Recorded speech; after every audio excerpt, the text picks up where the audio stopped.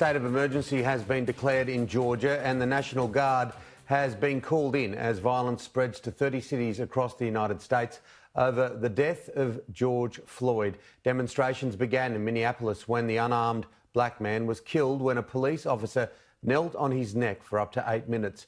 2 others have now died in nationwide protests that have sparked looting, building fires and dozens of arrests.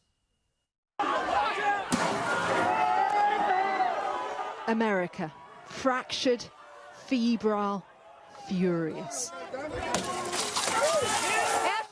Old wounds that have never healed. Pulled apart. In the middle of a pandemic, a country confronts the virus it's never overcome: racial division.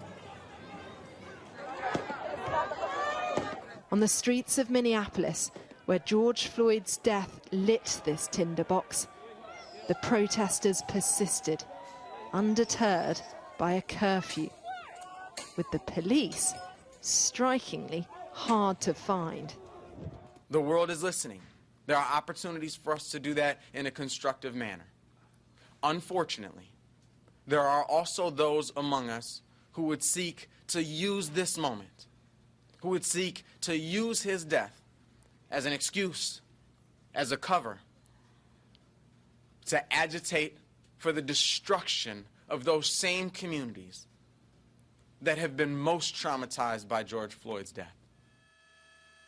But in a society rich with inequity, there is anger at institutions everywhere, from Los Angeles to Colorado and Kentucky.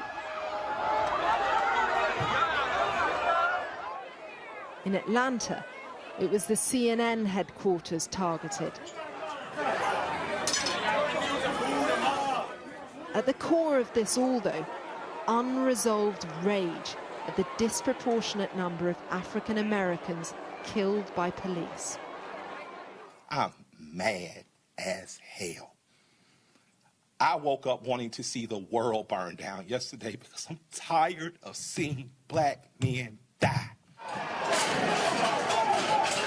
The White House was also engulfed by frustration.